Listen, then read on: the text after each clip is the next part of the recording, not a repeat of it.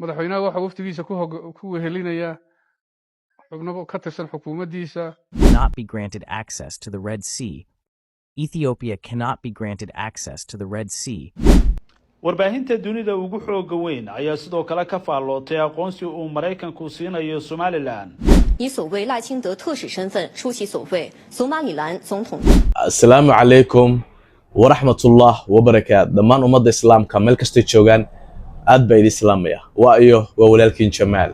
Channelkaygu hadduuna subscribe ku ahayn, subscribe, like, share, comment intaba adigaan kugu leeyahay.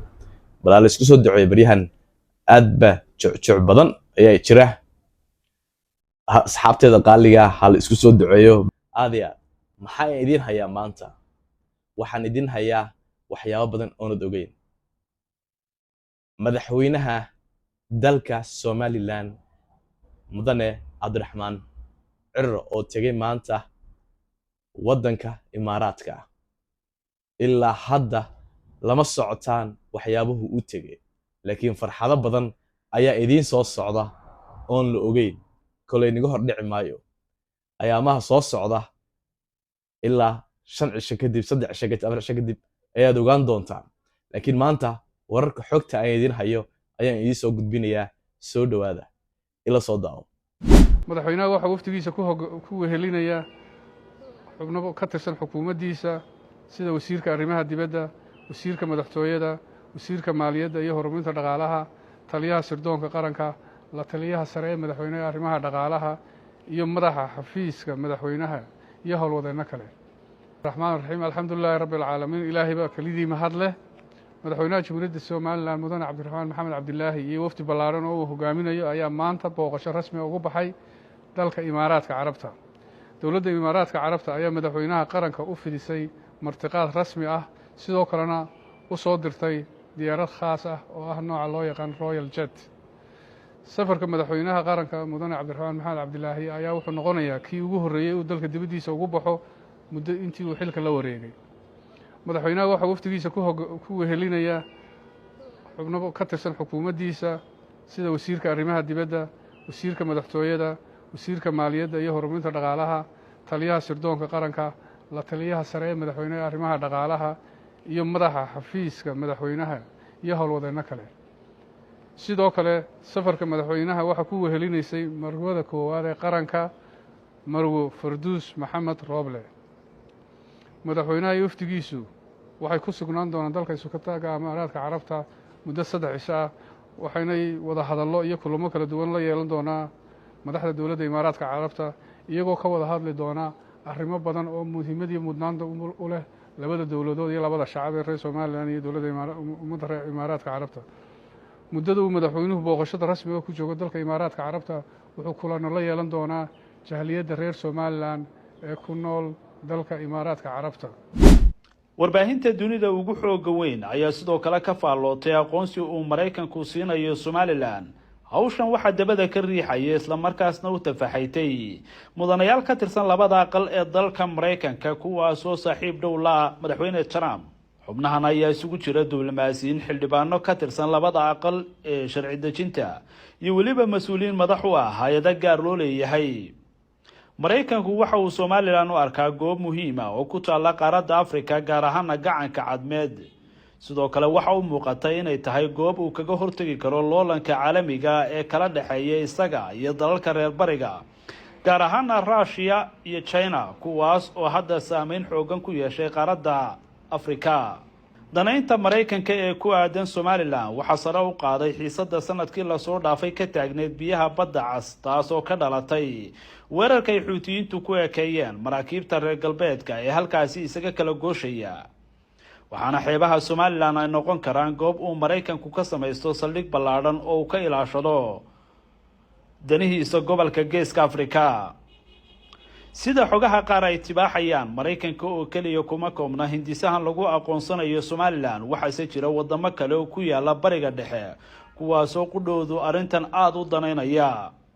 waxyaabo badan ayaa indhaha adduunka u kala furmay. sababtoo waxay tahay dalal badan waxay moodi jireen Somaliland inay Soomaaliya ka tirsantay, laakiin hadda waa la kala baxay, wayna dhamaatay waxaasi. Somaliland اعتراف markii hore waxaa siiyey dowladda ingiriiska dowlad jirtana weligeed way ahayd xaqu mar kasta uu imaadaa aad iyo aad ila sii daawo weli dhammaan ummadda Somaliland waxaa leeyahay waa inaad commentiga guul Somaliland ku soo qortaan ila daawo Cannot be granted access to the Red Sea. Ethiopia cannot be granted access to the Red Sea or the Gulf of Aden. Somalia has no jurisdiction in the state of Somaliland. Ethiopia will break many international laws, including binding Just norms. Somalia is not a state, and Ethiopia knows this, but is trying to push its agenda. Somalia has never been an independent state and has no territorial integrity. Somaliland is an independent de jure and sovereign state with territorial integrity, established on June 26, 1960. There is only one way for Ethiopia to gain access to the Red Sea or the Gulf of Aden. Recognize and deal with Somaliland again and respect its territorial integrity. Then we can be good neighbors. The Somaliland story Right. is often kind of pushed to the side, Yeah. and especially their legal fight for recognition, Yeah. which, as we'll find out, is really full of twists and turns. Okay, so let's start with what seems like a pretty simple event. Okay. Somaliland's independence. Sounds simple enough. So picture this. June 26, 1960. 1960. Newspapers all over the world. Wow. I'm talking the New York Times, Big ones. the Iraq Times, Okay.